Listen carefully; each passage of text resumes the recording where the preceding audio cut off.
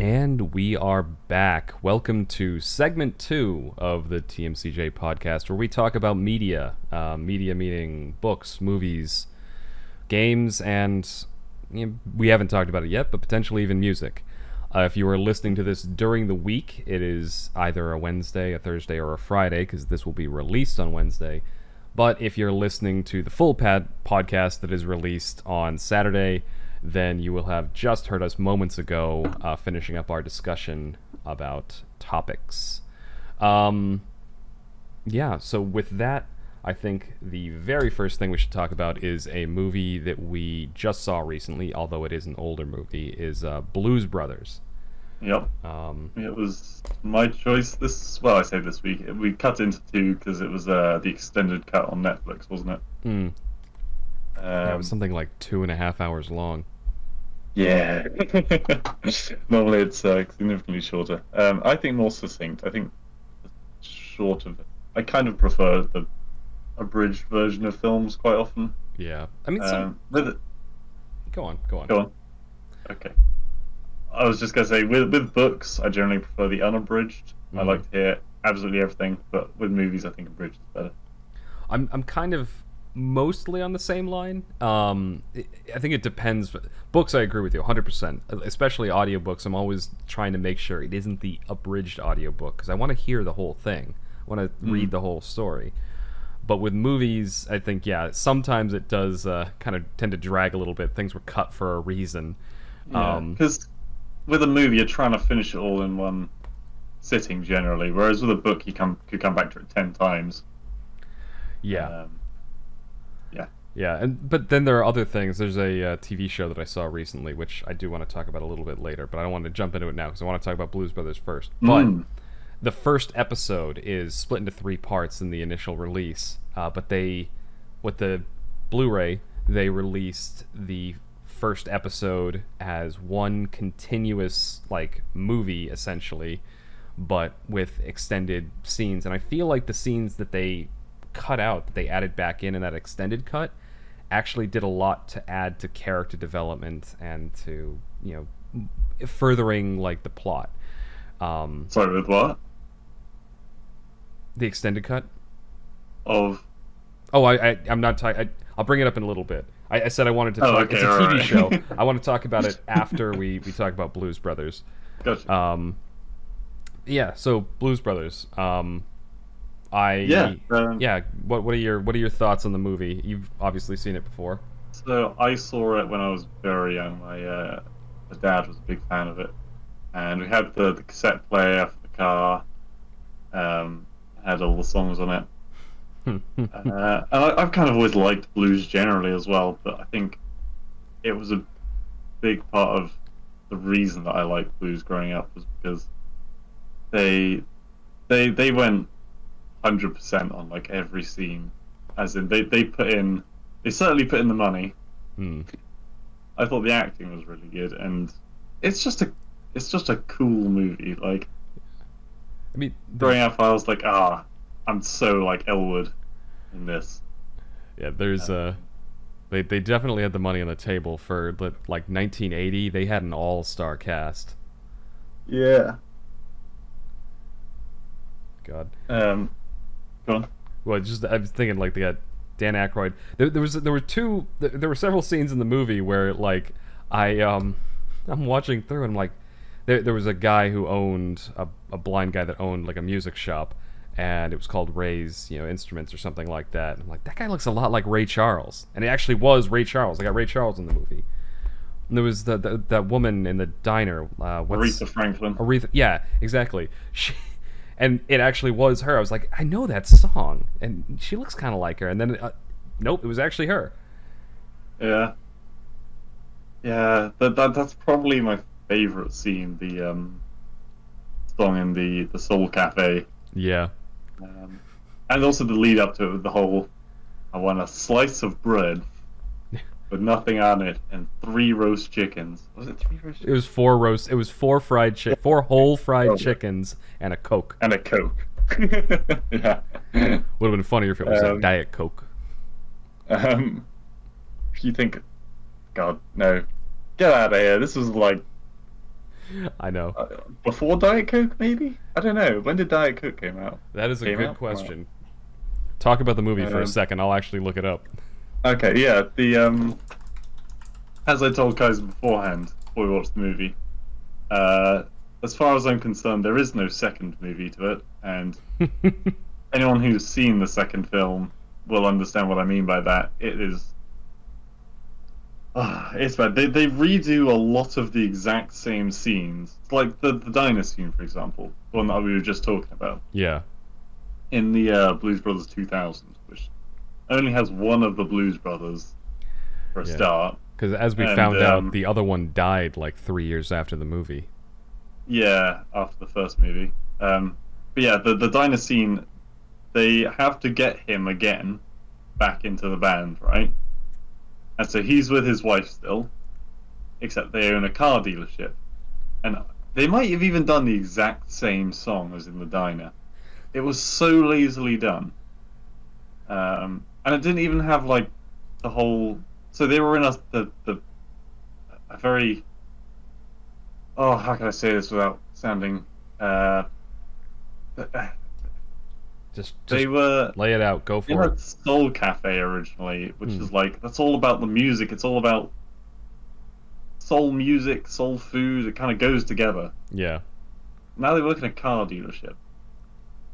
Yes, the Soul car dealership. The least soul kind of stuff to it. Like it's so polished and fancy. It's like why, even if you love playing the music, why would you leave that kind of thing? Yeah. The Soul Cafe was homely. It was a good part of the story because they were going.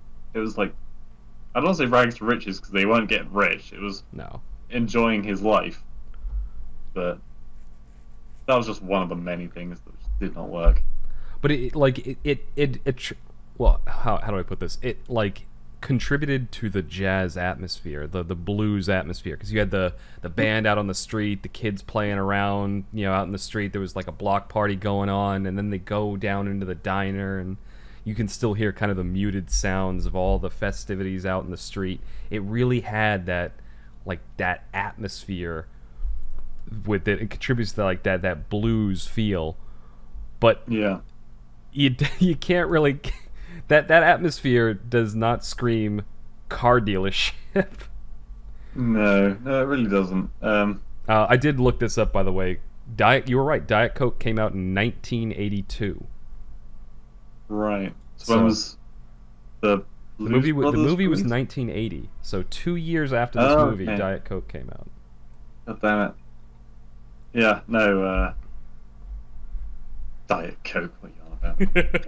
It's an old joke, and I can't remember what it's from. Like it's an old joke from.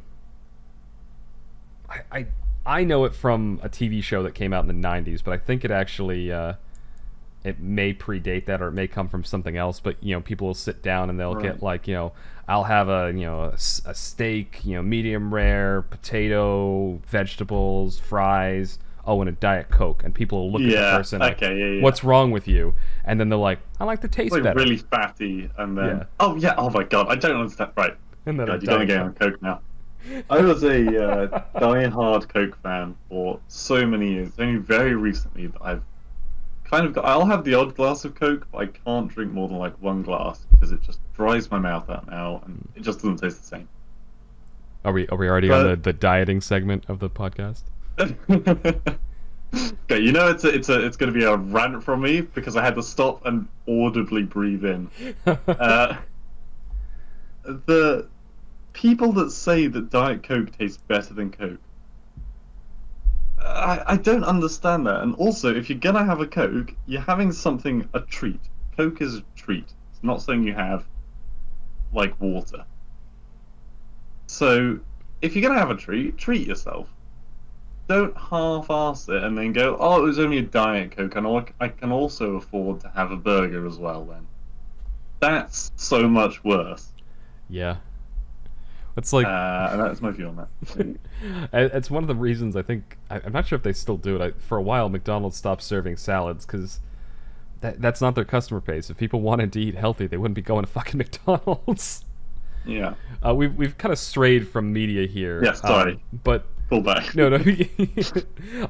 It's fine. The rant was, it was related, and plus it was funny, so I let you go.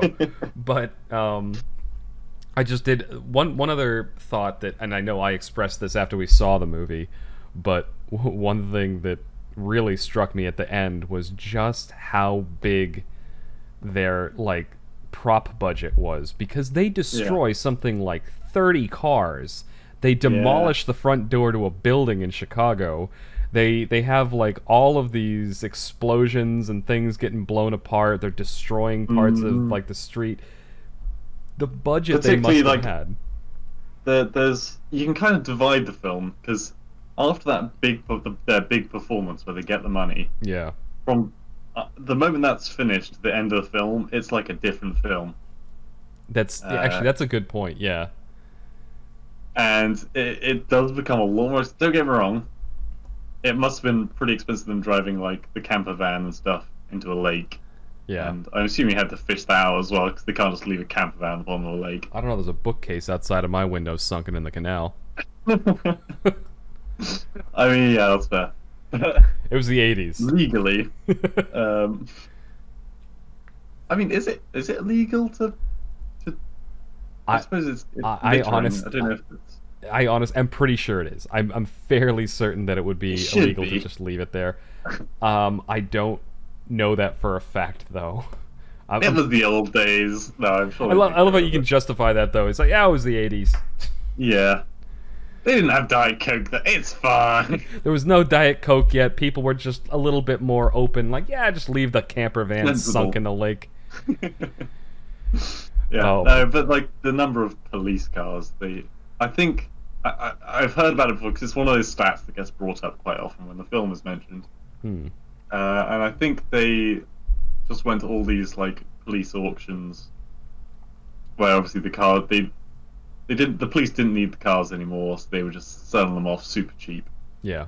And even the Dodge sedan that they ride around in, the Bluesmobile, is an ex-cop car. So I'm guessing at some point someone was just saw a golden opportunity of 100 cop cars on sale for 10%, and there was some police department out there that made out like bandits that day. Yeah, and there was so many different kinds of there were sheriff's vehicles and I was saying that at the end, in the kind of penultimate scene of the movie, they've got army jeeps, they've got police cars, they've got SWAT vans, they've got helicopters. They had tanks. They had tanks, yeah. They had light tanks in the middle of Chicago.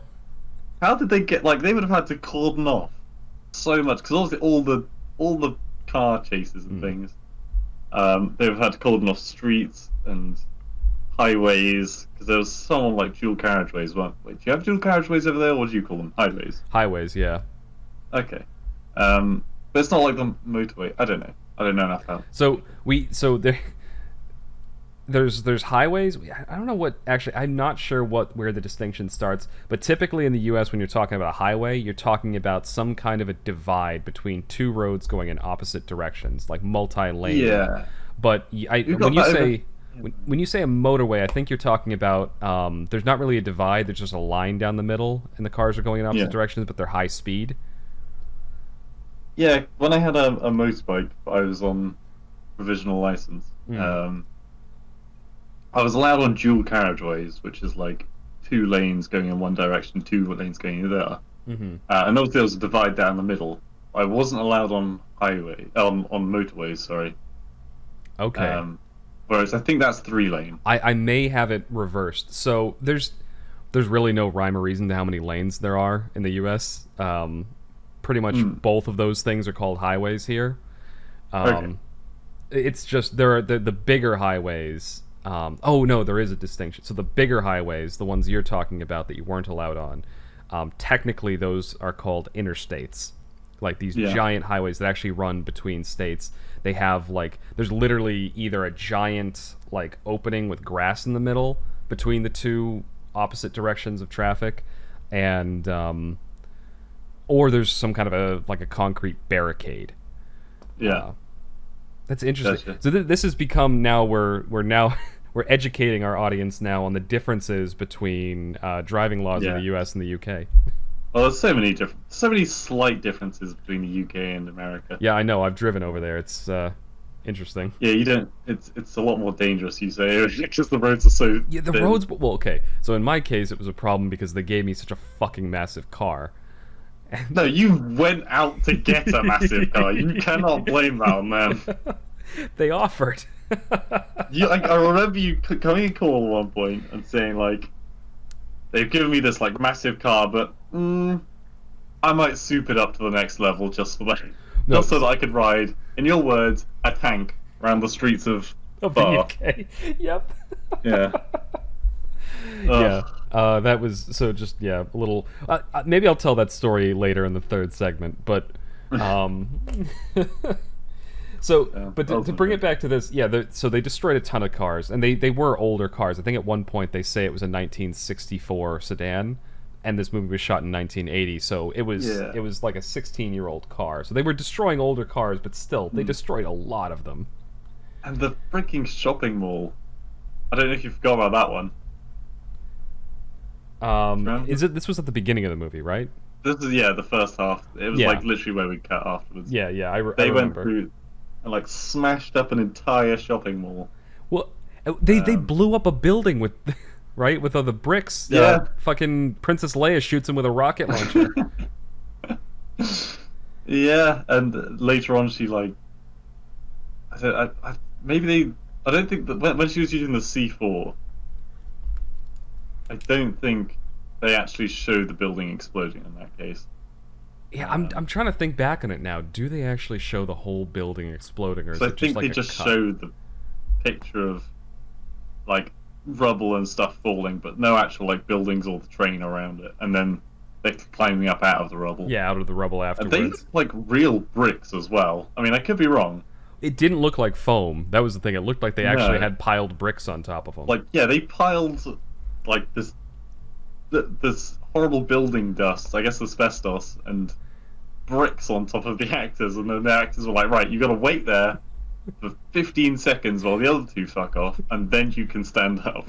Yeah, well, you can tell, like, when that's one thing that I like about older movies, specifically in that kind of that early 80s kind of time frame, or even before that, because they had to be creative. They didn't have CGI, they didn't have all these special effects.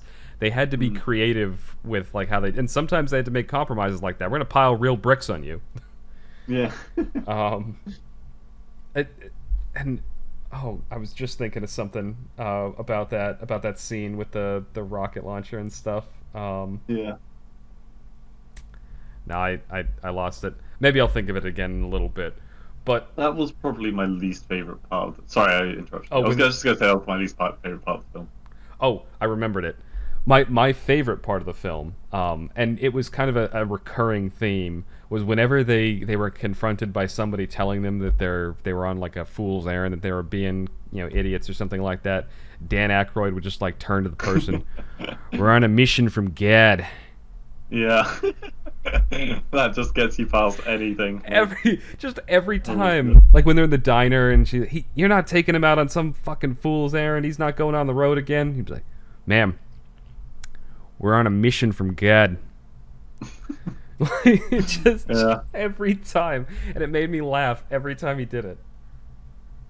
And there's so many quotes, but yeah, when they're trying to find out where Murph and the magic tones are, they go up to that lady's house, and she's like, "Oh, do come in." And she's like, "Are you with the FBI?"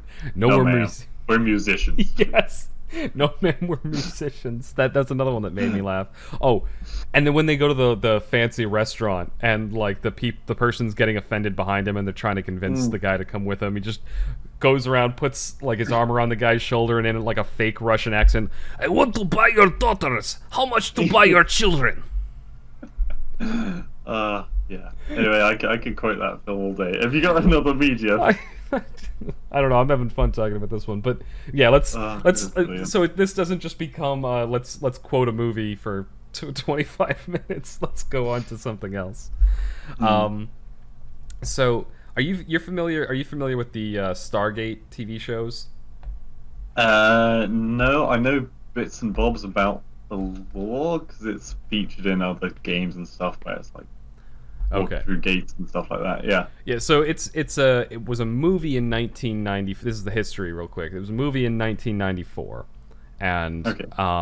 it was a decent sci-fi movie. In 1997, they adapted it to a TV show called Stargate SG-1, and it went for 10 seasons. Like, it was a pretty Right. popular sci-fi show. They had a spin-off series called Stargate Atlantis, which went for 5 Is seasons. that the one where they were never sure whether there's like doppelganger aliens or something?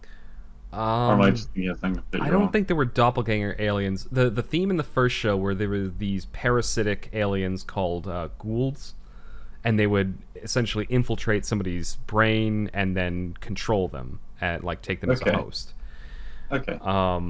So I that think I don't know. yeah, so that was the first season. There were other aliens that showed up in the later series, and they end up with different. Oh, there were doppelganger things in the later seasons. These replicator like machine aliens that could like Right. make themselves look like humans. But anyway, so that was that series. Then there was a spin-off, Stargate Atlantis, and there was a second spin-off that came out later, which is my personal favorite. Like, the original one is really good. It's a classic. If you like sci-fi series, it's a must-watch. But they came out the third spin-off series, which only went for 2 seasons, Stargate Universe. It's a series that I've watched the first This is what I was talking about earlier when I said the first episode on the Blu-ray. It was a 3-parter, and they released an extended cut on the Blu-ray that had the complete first episode. I forgot to mute Discord again. There's going to be a bunch of beeps right there on the record. I Everyone, quick, check your Discord for messages. I forget every single time. It's muted now. Anyway, so the extended cut actually goes through and it adds extra content. And because so the theme of Stargate Universe is this group of people, due to an emergency, end up on a very ancient spaceship, millions of light years away from Earth, like several galaxies away from Earth, and they have no way to get back because the ship's old, it's kind of fallen apart, and it's kind of like that desert island kind of thing. You've got this group of people, not all of them are supposed to be there, and they have to kind of figure out how to survive, and there's obviously conflict within the group because there's no clear structure. This wasn't planned. And that's why I like the extended cut for the first episode, because it adds additional character development for some of the cast, because there's a lot of characters, and some of them don't really get characterized too well until like later episodes, but that initial extended cut adds more like valuable characterization to these people who are trapped on this ship. But the reason I bring it up here is I finally finished the series. I'd watched the first season a bunch. The second season, they didn't release a Blu-ray for, and they never did. I guess it wasn't as popular, so I never bought the DVD because I was hoping that they'd release like a complete Blu-ray, and they also had the second season on Amazon Prime. But again, fuck you, Amazon Prime. They took the series off Prime, so I couldn't watch it. Not only did they take it off Prime, I couldn't even buy it, because they said it's no longer available. They lost the license completely for some reason. So I had to buy the DVD. So anyway, it came, I watched it, I finally finished the series, and it ends on a cliffhanger because they didn't know that the series was going to end. But they did something I thought was brilliant. Because they knew they weren't going to get like a standalone movie, they knew they weren't going to get a new season, they released a comic book series that finishes and ties up all the remaining plot threads. And I'm in the middle of reading that right now.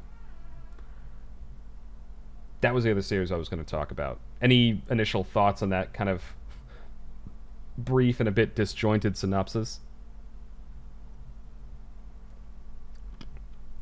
Blue, did I lose you? Oh, I think I did. Hold on. I know, I realized what went wrong. I'm sorry, Blue. Give me 1 second. This is my fault that none of you can hear him right now. Technical difficulties right here. All right, they can hear you now, Blue. Okay, cool. Did they catch that scream? Scream? No. Okay. Is that what you were doing? um, Anyway, so like, yeah. Any thoughts on that kind of disjointed synopsis? yes. So two things. First of all, I've forgotten the first thing. Second thing, the when it goes when a story goes and gives more backstory to a character, I like it sometimes, but only if they do it with only like a couple of characters. So I know we bring it up quite often, but Bleach, Yeah. brilliant series, but a number of flashbacks, so frustrating.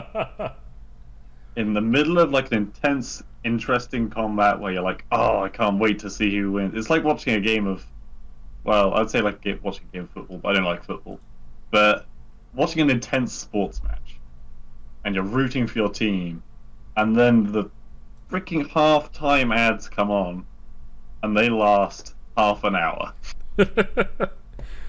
I can. Yeah. Yeah, it's just really frustrating. And don't get me wrong, I would like to hear a bit of backstory, but I don't want too much backstory, and especially not if it's backstory that has happened prior to what you already know. See, I Because think that stuff's done. I think this harkens back to something that we were talking about during one of the test case podcasts. We were talking about Count of Monte Cristo, the book, and the book for That wasn't a test case. That was last episode, guys. was it really last episode? I don't know. Yeah. It's been a week. That's a long time for me. Anyway, so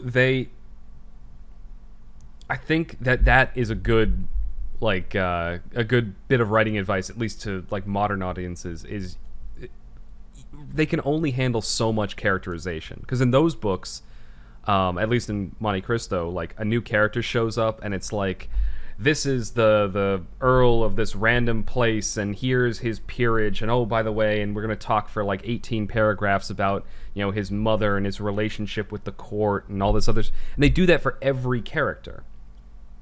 Yeah. This is before TV, though, where you could just see everything and be like, bam. It is. Stories become a lot faster the moment you put them on TV, and so people have got a lot less patient over the years, I think. That's true, and I think that's one of the reasons why those older books are more difficult to kind of get through for modern audiences.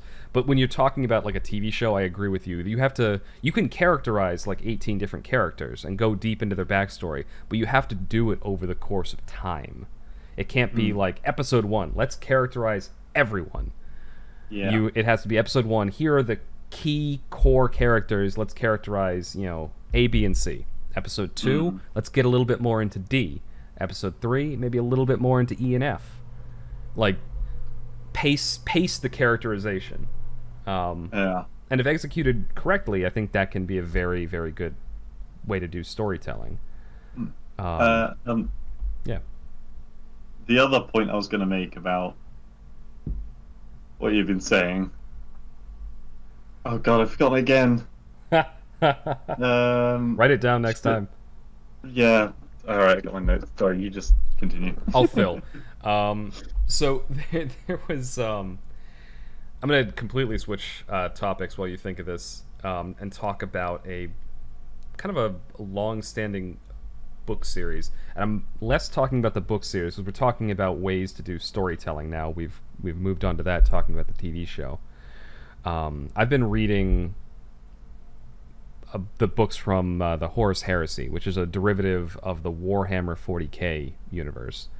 It takes place 10,000 years before the setting of Warhammer 40k, when, you know, humanity is spread across the stars. It's retaking old planets, and essentially a civil war starts between, you know, humanity. I actually heard what's probably, so I'm not going to say what it is, a spoiler for Horus Heresy. I've been trying this morning. It's so well established that there's spoilers everywhere, and they're dropped casually. I've been trying very hard to avoid most of them. But the reason I brought it up was less because of the story and more because of the way it's told in the books. because there are something like 53 or 54 books in this series at this point. Obviously, not all one author. They actually have. So they have. They're not all Dan Abnett. No. He tells like the first one, and I think like the seventh one or something like that. Oh. But the other, they switch it out. There's a bunch of different authors, and they all have a kind of a different voice. You know what you're getting with each one. Sort of, and some only show up for one book, so you end up with a very different feel in a lot of books. Like the one I'm on right now feels more like a kind of a medieval fairy tale of a knight's quest almost. And then there was one I read earlier in the series which read more like a book about espionage and intrigue. And there was another, and so they all have different feels to them, and I think they executed it fairly well, because the one that felt like espionage and intrigue and like it really told that kind of story well was a book that focused on the Alpha Legion, which their specialty is subterfuge and deception and spycraft. The one that felt like a knight's quest was one that was actually written about a legion that started on a kind of a medieval planet. Their technology had regressed to the point where they were essentially living in a feudal society that also had machine guns, but still a feudal society. Yeah. All right, I'm gonna try my damnedest not to suggest anything, alright? I'm going to be very vague about it. Okay. Have you got to a point where the two leaders meet in combat? No, I have not. Okay, I will shut the fuck up. But when you do get to that point, which will probably be in like 50 books, so it's never going to happen, you tell me. It's taken me 2 years to get through the first 10 books. I'm on either book 9 or 10 right now. Man, I could catch up with you in that, if that's the pace you're going. Well, the thing is, I'm also reading other books at the same time. I'm a bit of a prolific reader. Right now I'm in the middle of 3 books. They're all on my coffee table. That's kind of my relaxy sci-fi book. I've got a history book that I'm reading, and I've got a philosophy book that I'm reading. I also have an audio book that I'm in the middle of that I only listen to when I'm running. Yeah. Yeah, I need to get back into, Audible and running. I can't concentrate on both at the same time. I don't know. I don't like missing anything in a book, so I can't do something other than I have to focus on one. Is what I'm saying. Yeah, so this is the last thing. We're coming to the end of the media segment now. Do you remember the point that you were going to make, or no? Okay, then we're gonna wrap it up here. I did have one more point. You were talking about running and reading, or running and listening to audiobooks. I've found that when I run, the way for me to get the best times and the best pace, the perfect thing for me to listen to is not music. It's not like maybe a podcast or something like that. Is the thing that I like to listen to the most, that I have the most success with, is just a boring, bland, slow-paced, monotone audiobook, like something on economics or history, because I find I keep a nice steady pace. More like something that kind of seeps into you rather than is listened to. It's something, how people put language lessons on while they sleep. Yeah, it's like a calm ambiance. Teach them how to speak French or some shit. Yeah, who knows? Does that actually work?